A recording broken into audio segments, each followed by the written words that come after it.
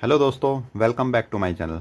दोस्तों, आज की ये वीडियो मेरी सबसे अलग होने वाली है क्योंकि इस वीडियो में मैं रोस्ट करने वाला हूँ सबके चहीते बीएसएनएल को। तो अगर आप बीएसएनएल यूज़र हैं, आप इसको यूज़ कर चुके हैं या एक्स यूज़र थे, तो आप भी मेरी बातों से ज़रूर सहमत होंगे। चलिए इस वीडियो को स्टार्ट करते हैं। तो सबसे पहला क्वेश्चन जो है ये अराइज होता है कि हम बीएसएनएल के बारे में बात ही क्यों कर रहे हैं। मतलब आज के टाइम में जब 5G चल रहा है तो फिर हम 3G सिम के बारे में बात ही क्यों कर रहे हैं। तो दरअसल इसकी शुरुआत होती है सोशल मीडिया से। सोशल मीडिया पर कुछ समय पहले लोगों को मोटिवेट किया गया कि वो अपने देसी बीएसएनएल देसी कंपनी को जो है प्रमोट करें, क्योंकि जियो, एयरटेल और वोडाफोन आइडिया ने अपने प्राइस कुछ हद तक इंक्रीज कर दिए थे। तो बीएसएनएल के पास एक अच्छा मौका था कि लोगों को इमोशनल फूल बनाकर अपने सिम को बेचा जाए। लेकिन दोस्तों, ये इतना अच्छा सिम भी नहीं है। एक्चुअली ये अच्छा के बिल्कुल भी अच्छा सिम नहीं है। मैं तो ये कहता हूँ कि ये फ्री में भी महंगा होगा। मैं आपको इस सिम की कुछ खासियत बताना चाहता हूं जो कि केवल यही सिम प्रोवाइड करता है। ठीक, सबसे पहली बात तो ये है कि आजकल की भागदौड़ भरी जिंदगी में सब कुछ ऑनलाइन हो गया है। आपको कई बार ओटीपी चाहिए होता है अपना लॉगिन करने के लिए।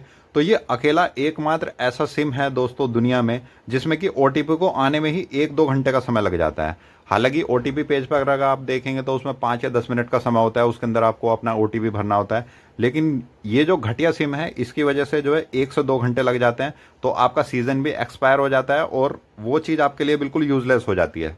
दूसरी चीज़ जो इसको सबसे वाहियात नेटवर्क बनाती है वो ये है कि इसके अंदर नेटवर्क की बहुत ज़्यादा प्रॉब्लम रहती है। नेटवर्क इसमें 2 या 3 नेटवर्क आते हैं मोस्ट ऑफ द प्लेसेस में। मैं सभी जगह की बात नहीं कर रहा, हो सकता है किसी का घर नेटवर्क टावर के नीचे हो तो उसकी मैं बात नहीं कर रहा, बट यूजुअली जो मेजोरिटी ऑफ द पीपल है उनका फीडबैक ये था कि इसके अंदर नेटवर्क आते ही नहीं है। और अगर 1-2 नेटवर्क आते हैं और अगर आपका मन करे कि आपको इंटरनेट यूज़ करना है तो उस टाइम पे क्या होगा, इंटरनेट ऑन करते ही इसके बचे कुचे नेटवर्क भी चले जाएंगे।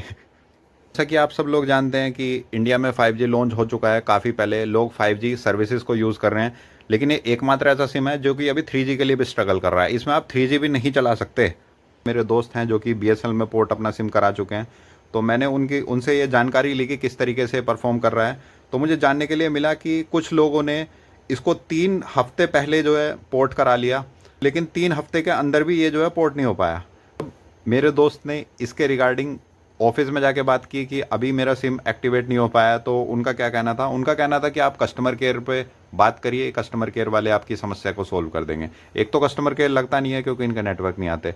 नेटवर्क आ भी जाते हैं और कस्टमर केयर बाई चांस आपका लग भी गया तो कस्टमर केयर का कहना था कि आपका सिम यहाँ से हमारी तरफ से पूरा एक्टिवेटेड है, कोई प्रॉब्लम नहीं है और आपको इसके लिए ऑफिस में जाना पड़ेगा। तो मतलब ये सरकारी काम इस तरीके के ही होते हैं कि आप इस नंबर की खिड़की से उस नंबर की खिड़की पर चले जाइए, जैसे एसबीआई होता है ना, तो बिल्कुल सेम ही इसका मामला है।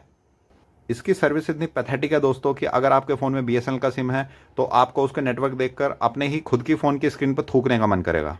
जब भी आप किसी चीज़ की रेटिंग देते हैं तो आपको रेटिंग देनी होती है 1 से लेकर 5 तक। लेकिन मुझे लगता है कि सरकार को कुछ ऐसा आयोजन करना चाहिए कि इसके लिए रेटिंग माइनस में होनी चाहिए, जिससे कि कस्टमर अपनी रेटिंग जो है सही से दे पाएँ। एक और मेरे परिचित हैं जिनके पास बीएसएनएल का सिम था।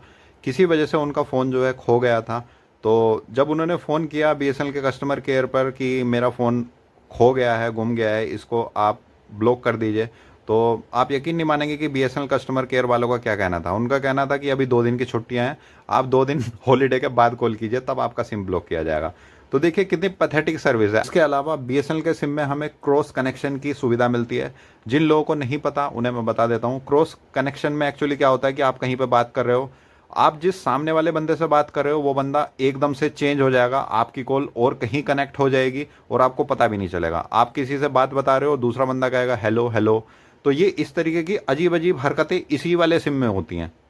इसके अलावा आपकी कॉल कहीं ना मिलना, आपकी वॉइस क्लियर ना आना, ये तो सब एड ऑन है, तो इनको तो मैं कहीं पे काउंट ही नहीं करता। जिन लोगों के पास ये बीएसएनएल का सिम नहीं है उनको लगता है कि बीएसएनएल काफ़ी सस्ते में आपको नेट प्रोवाइड करता है, लेकिन मैं आपको बताना चाहूँगा ऐसे नेट का क्या फ़ायदा जब आप वो नेट को यूज़ ही ना कर पाएँ। एग्जाम्पल के लिए आपको ये 2 GB इंटरनेट दे भी देते हैं पर डे, लेकिन आप पूरे महीने में सिर्फ 100 MB ही यूज़ कर पाएँ, तो उस चीज़ का बेनिफिट ही क्या है।